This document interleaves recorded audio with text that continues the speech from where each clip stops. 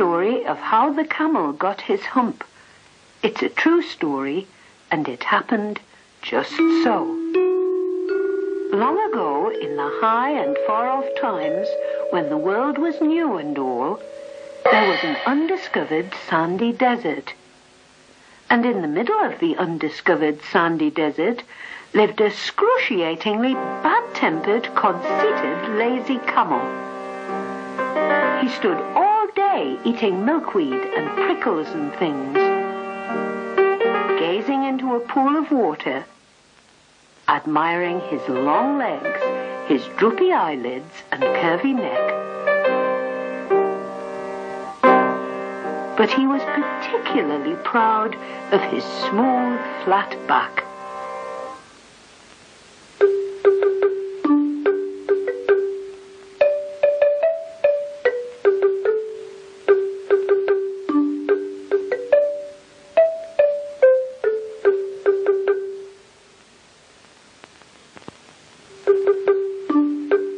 Come on, Camel.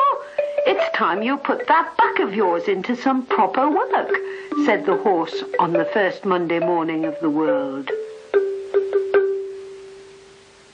Humph, said the camel.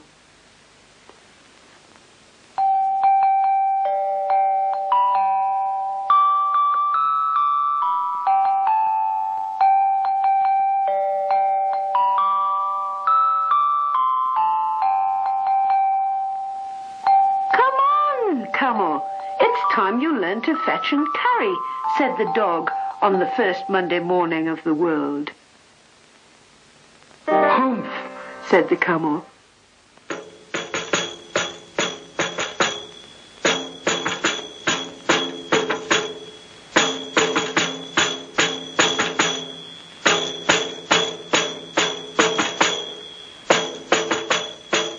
Come on, camel. Time you help to plough, said the ox on the first Monday morning of the world. Humph, said the camel.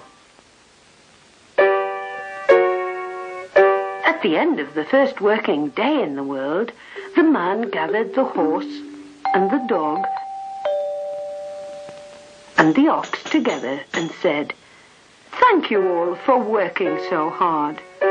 I have had words with that humph thing out there in the sandy desert, but he refuses to help. As there is so much to do, I'm afraid you must all work double time in future to make up for his idleness." That made the three very angry with that excruciatingly worthless camel. But they did as the man asked, and worked double time all through the first Tuesday in the world, and all through the first Wednesday in the world.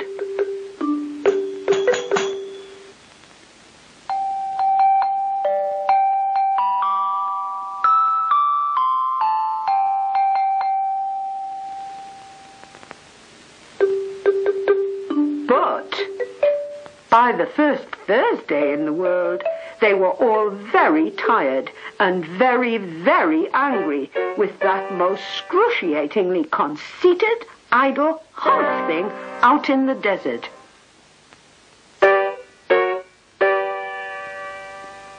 So they held a powwow or palaver to decide what to do about it. Humph, laughed the camel, and carried on chewing idly. "We cannot go on like this," panted the dog.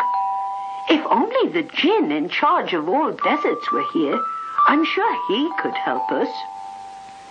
Presently, and at once, the djinn in charge of all deserts came rolling up. "O djinn of all deserts," said the dog, "is it right for any one person to be idle, what with the world being so new and all? And that other people should have to work twice as hard to make up for him?" "Certainly not," said the djinn. "Well," said the horse, "there's a thing in the middle of your undiscovered sandy desert with long legs and flat back, and he hasn't done a thing these past 3 days." I asked him to put his back into some proper work on Monday morning. And what did he reply? Asked the gin. Humph.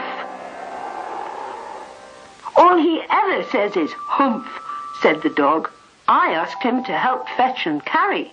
And what did he say to that? Said the gin. Humph, said the ox. It's the only thing he does say. I asked him to help with the ploughing. And I suppose he said humph, said the gin of old deserts. Well, I bet you all the gold in Arabia that it's my flat-backed, conceited camel to whom you've been referring. If you three will kindly wait there a minute, I'll go and humph him out of his idleness. Off rode the gin in charge of old deserts, up to that excruciatingly idle camel, who was, of course, admiring himself as usual. Now, my long and flat-backed friend, said the gin, what's this I hear about you doing no work, what with the world so new and all? Humph, said the camel. That is rather rude, said the gin, and I shouldn't say that too often if I were you. Now listen, you have given the three a lot of extra work to do on account of your excruciating idleness. Aren't you just a little bit sorry? Humph, said the camel. This is my last warning, said the gin. Use that word again, and it will be once too often.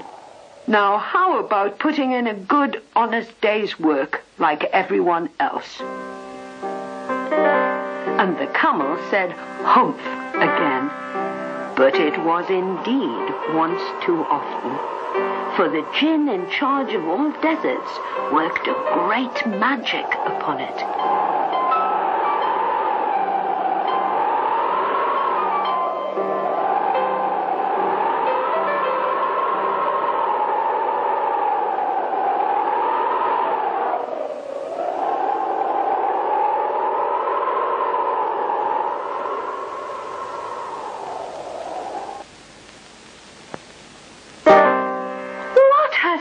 To my beautiful flat back, gasped the camel. That is your very own hump, said the gin, that you have brought upon yourself by being bad-tempered and idle. And now you are really going to put that new back of yours to work. But how can I? Whined the camel. It's all lumpy and will get in the way. Quite the reverse, grinned the gin. That magic humph of yours holds 3 days' supply of food. Everyone else in the world has worked hard during Monday, Tuesday, and Wednesday. You did not. So you owe everyone 3 days' work. Now, thanks to your hump, you can catch up on all your tasks without having to stop to eat milkweed, prickles and things. And of course, there will be no time to admire your new back in pools of water. You'll be too busy using it. And ever since that day, the camel has worked as hard as other animals. At times, he works even harder. As they stop to eat, he carries on, thanks to his hump, magically turned into a hump. But he is still most bad-tempered and conceited. Just like that first excruciatingly idle camel in the world.